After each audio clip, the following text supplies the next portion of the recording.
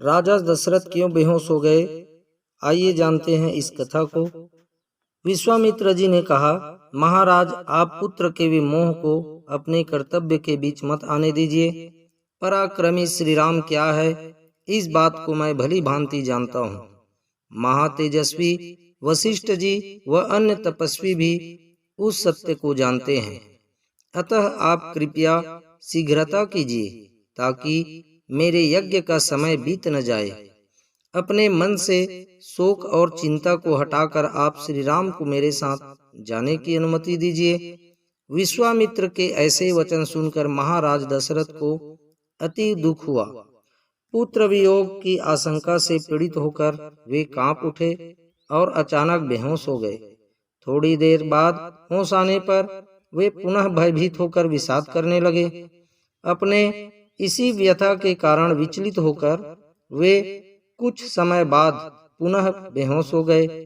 लगभग 2 घड़ी तक वे संज्ञा शून्य ही रहे।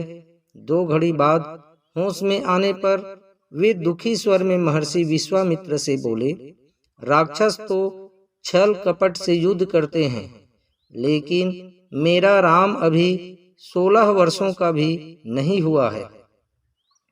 वह अभी युद्ध कला में निपुण नहीं हुआ है और न ही अस्त्र शस्त्र चलाना भली भांति जानता है। इसलिए वह राक्षसों से लड़ने के लिए किसी भी प्रकार से उपयुक्त नहीं है। मुझे इस बुढ़ापे में बड़ी कठिनाई से पुत्र प्राप्ति हुई है। राम मेरे चारों पुत्रों में सबसे बड़ा है और उस पर मेरा प्रेम भी सबसे अधिक है। उससे वियोग हो जाने पर मैं 2 घड़ी भी जीवित नहीं रह सकता। इसलिए आप राम को न ले जाइए। यदि आपको उसे ले जाना ही है तो उसके साथ मैं भी अपनी सेना लेकर चलता हूँ। मेरे शूरवीर सैनिक अस्त्र विद्या में कुशल और पराक्रमी हैं। उनके साथ मैं स्वयं हाथ में शस्त्र लेकर आपके यज्ञ की रक्षा करूंगा।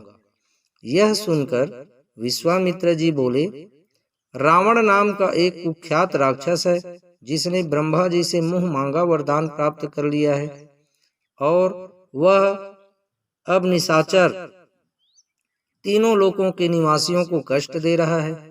उसी के आदेश से ये दोनों राक्षस मारीच और सुबाहु मेरे यज्ञ में विघ्न डालते हैं। उन्हें मारने के लिए मैं श्री राम को ही ले जाना चाहता हूँ। यह सब सुनकर दशरथ जी और भी चिंतित हो उठे। वे बोले, महर्षि उस रावण के सामने युद्ध में तो मैं भी नहीं ठहर सकता। उसका सामना तो देवता, दानव, गंधर्व, यक्ष, गरुण और नाग भी नहीं कर सकते।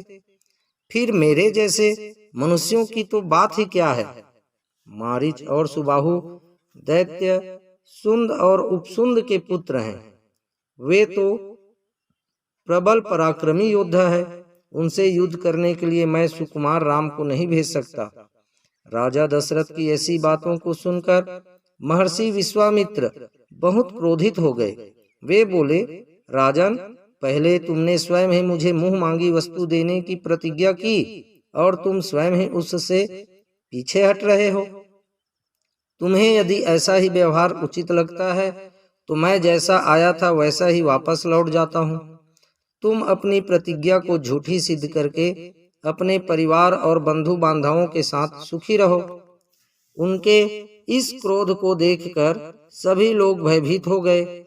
यह देखकर अब महर्षि वशिष्ठ आगे बढ़े और उन्होंने दशरथ को समझाते हुए कहा, महाराज, आप महान इक्ष्वाकु वंश में जन्मे हैं और आपकी धर्म परायणता सारे संसार में प्रसिद्ध है।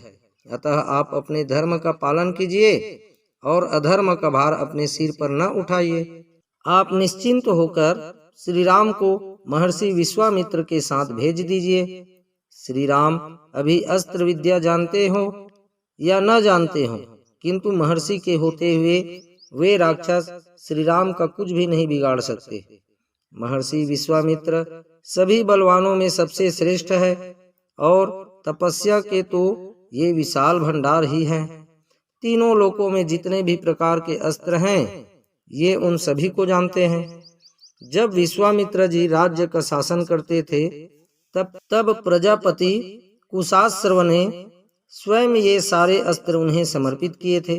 महाप्रतापी विश्वामित्र जी चाहे तो स्वयं ही उन सब राक्षसों का अकेले संहार करने से समर्थ हैं, किंतु वे आपके पुत्र का कल्याण करना चाहते हैं, इसलिए यहाँ आकर आपसे याचना कर रहे हैं। आप निशंक होकर श्री राम को इनके साथ जाने दीजिए। यह बातें सुनकर दशरथ जी की चिंता दूर हो गई और उनका मन प्रसन्नता से खिल उठा। उन्होंने स्वयं ही राम और लक्ष्मण को अपने पास बुलाया। फिर माता कौशल्या, पिता दशरथ और पुरोहित वशिष्ठ जी ने स्वस्ति वाचन किया और यात्रा की सफलता के लिए श्री राम को मंगल सूचक मंत्रों से अभिमंत्रित किया गया। इसके बाद दशरथ जी ने श्री राम को प्रसन्नता पूर्वक महर्षि विश्वामित्र को सौंप दिया। आगे की सुंदर कथाओं को जानने के लिए आप हमारे YouTube चैनल हिंदी कहानी को सब्सक्राइब अवश्य करें। जय जय श्री राम, जय जय श्री राधे कृष्ण। आप हमेशा स्वस्थ रहें, मुस्कुराते रहें। धन्यवाद।